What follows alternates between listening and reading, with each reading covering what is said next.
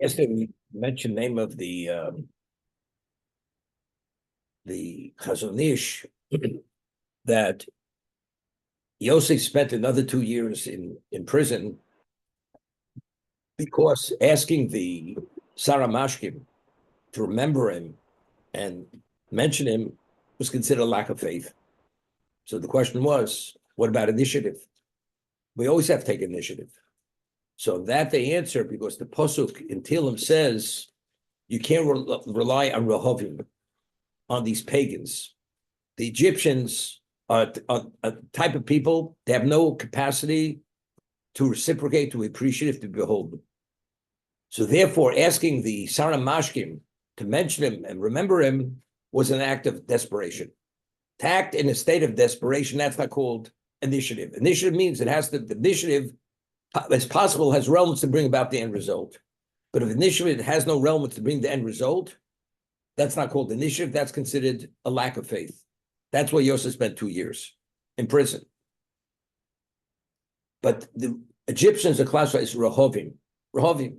Now, we find Paro when he realized that Yosef came from a family of royalty, and when his brothers were there, he says to Yosef, make sure to send wagons for your father, and your father, your family should not bring their personal effects from Canaan, just leave it all back there. And come themselves, we're going to re-outfit them, we're going to restock everything, and we'll settle them here as if without any reason to bring anything from Canaan. That's what he says, Paro. So we see he's magnanimous, he's generous. And yet, when it came to enslave the Jewish people, initially, Yosef, if not for Yosef, Egypt would have perished during the famine. So the level of gratitude Egypt owed Yosef's family, it's something which is unending. Oh, the only reason why they exist as they do, is only because of Yosef, what he had done. So how do you take an innocent family, the Jews, and how do you enslave them? The answer is they have a very serious blind spot on this. When it comes to reciprocation, boldness, it's totally blanked out. So we find like a little bit of contradictory behavior. Here, Paro is magnanimous. When he hears that Yosef's family is in Canaan, and he welcomes them to come, and he says, when you come, we're going to re-outfit them. They don't have to bother bring anything from the old country, so to say. And here, they have no capacity for gratitude, for appreciation, for anything. How do we understand it? So he once said, the Gemara tells us in Chulin, we find that Yaakov was phenomenally wealthy. But yet, the Torah tells us he was left all by himself. He finds himself all by himself, and all of a sudden he's attacked by an angel. Now, the question is, why did Yaakov go back? So the Gemara tells us he went back for Pachim Ketanim.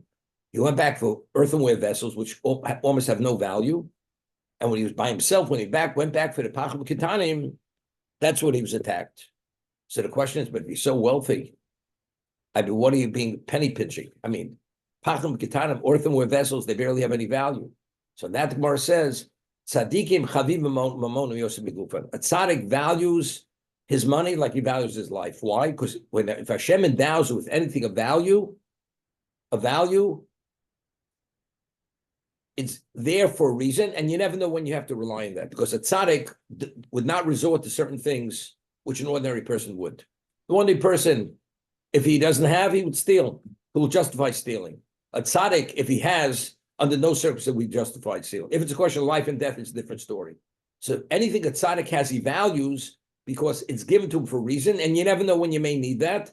So regardless of the little value it may have, nevertheless, the tzaddik values that, and that's why Yaakov went back to take the Pachim Ketanim, to take the small earthenware vessels. Okay? So what is the Jewish perspective? The Jewish perspective is, if you're endowed with something, regardless of its value, you value the value. Otherwise, you wouldn't have it. The non-Jew, that's not the way the non-Jew sees it. The non-Jew sees that as what? You're behaving like a beggar. Beggars go back for Pachim Ketanim, for earthenware vessels. So the way Yaakov sees it, and the way Paro sees it, we're talking about both royalty. The royalty of the Jew is you value everything God gives you. The non-Jew, the Gemara tells us in Avodah Zorah that when the Roman legions would travel in the desert, afterwards, if you would follow where they were, you'd find clothing and dishes and utensils, because they were the height of power. It would be considered for them to bother to transport whatever they had, they just leave it in the desert. Why? Because it's beneath their status that they should bother with this. Because they have a level of wealth, everything could be replaced. So now, Paro, when Yosef rose to power, we'll discuss this in a moment, the protocols of Egypt, it said that if a person was a slave, he will never rise to power. He can never have a position of power in the government. And that Paro had a problem. Yosef was chosen to be the viceroy, and all the ministers were saying, this is against the protocols of Egypt. So Paro would tell the people what Yosef originally told them, that he was kidnapped. He comes from a royal family. He's royalty, and he was sold into slavery. But you understand something? You can only push the envelope so far. They were getting a little impatient. Yosef is already in this position for quite a while, and it has been proved that he's royalty. So when Paro was found out that these are Yosef's brothers, and the story was confirmed that it's true, he is royalty, he was ecstatic. Paro was ecstatic because now all the claims that they had against him, why Yosef wasn't qualified to be that, the claims fell away. Okay, so now Yosef's royalty. It's been proven now his family's coming from Canaan, and they bring their pachim ketanim. They bring all their household items. With government's willing to replace it. Yaakov is not interested in replacing anything. If it's God given, I bring everything with me. And he brought, if you read, he brought everything that he amassed in Canaan, he brought to Egypt. Paro's not doing it because he's magnanimous. Paro was doing this for self-interest, that he shouldn't have a problem, because this would actually undermine the whole classification of royalty. He's not royalty. They behave like a bunch of beggars. So whatever they do for self-interest. And if there's no self-interest, they don't do it. Therefore, the Sarah Mashkim is classified as Rehovim. Paro can enslave the Jews regardless of what Yosef did for them. Because since at that moment, he no longer needed Yosef or whatever his services were, then he behaves like a person who's withholding and doesn't give ice in the winter. That's the understanding. Okay. We find that when Moshe Rabbeinu was born, his mother hid him for 3 months because there was a decree that all males have to be thrown into the Nile, because the Redeemer of Israel is going to be born, a male. So what does Yocheved do when the 3 months were up and they were searching to see if there was any child? It says she took wood and she made a box. She took Atze Gopher, whatever, balls of wood, whatever the wood was. So there's an argument in the Midrash. What was the quality of the wood? Was the wood the most inferior quality of wood, or was the best wood? The best quality wood. So one opinion is she bought the least quality wood. Why? Because tzaddikim chavim mamonim yosem migufam. Because a tzaddik values his money like he values his life. Because spending more than the minimum would be wasteful. Here we're talking about saving your child's life. And she went, and she was so chintzy that she spent the least amount, because the tzaddik values your money, but you realize, when you're cutting corners here, it's not too wide. We're talking about saving your child's life. But no, Yocheved felt spending more than the minimum is considered not acting responsibly regarding your endowment. So we explained, what does that mean? Moshe Rabbeinu, when he was born, it was clear he was the future Redeemer.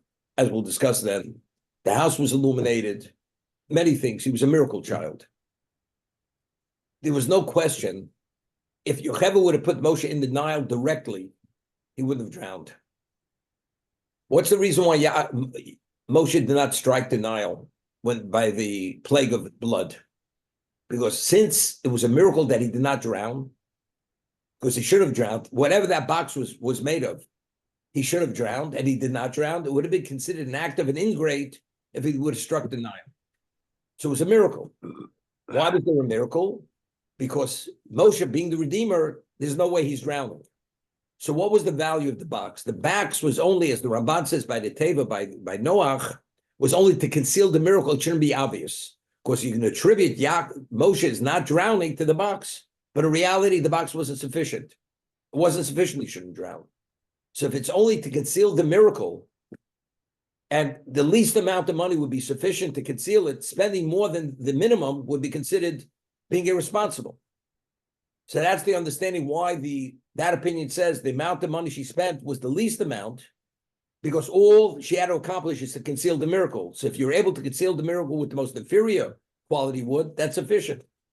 Therefore, as a result of that, spending more would be tzadikim chavim mamonim yosem migufa. That's how we explained it.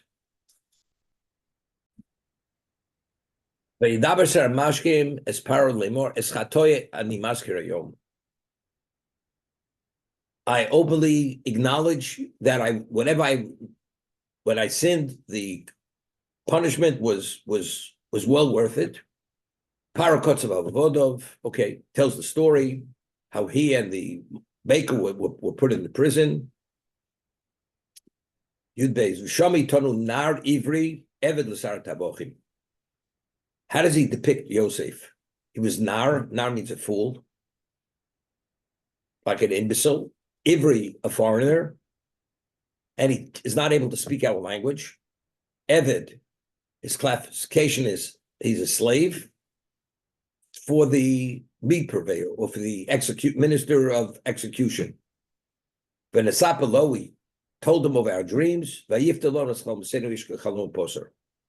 and he interpreted our dreams, each person appropriately. Okay, meaning I was reinstated, the baker was hanged. So here Rashi Yudbei says, what's Nar Eved Ivri? Arurim Harishoim. Rashi citing the Midrash. Cursed are the evil. Shein Tovosam Shlema. Whenever they do something good, it's not complete. It's flawed. Maskir B'Loshim Mizorin. Even now, finally, he's mentioning Yosef that he has the capacity to interpret the dream. Arur Rishon. They mention it in a context which shows that they deserve to be cursed. Why? Because he mentions Yosef the most denigrating, the most unappealing way, disgraceful, the most disgraceful way. What does he say? Nar Shote. He's unstable. Ve'roy l'gdula, and because he's unstable, he's unfit for what? For greatness, for status, for distinction. Ivri, what's Ivri? Afilu shonein medaber. He doesn't makir. He doesn't even understand Egyptian. It's interesting. The Jews in Poland or in Russia, the average Jew, especially if he wasn't assimilated, did not speak the language. I mean, they were able to get by. You go to the store, you could speak Polish, you could speak Russian, but classical Russian, classical Polish, they couldn't speak. Why? Because the Jew, both of them, Jews in Russia and in Hungary, Jews spoke Hungarian very well.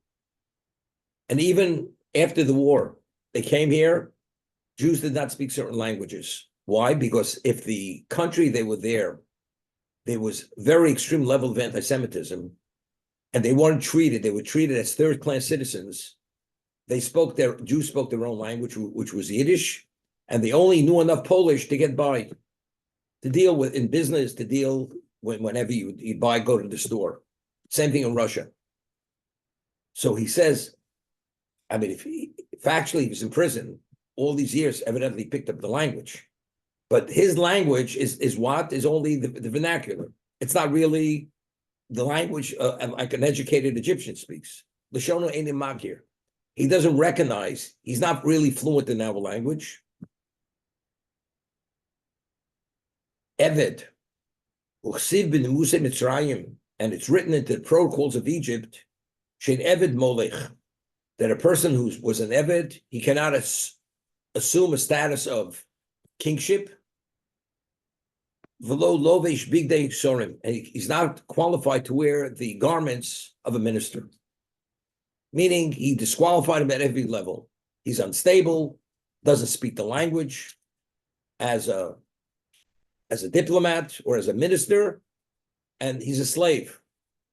So he cut him off at the legs at every level, at the root, every level, he disqualified him.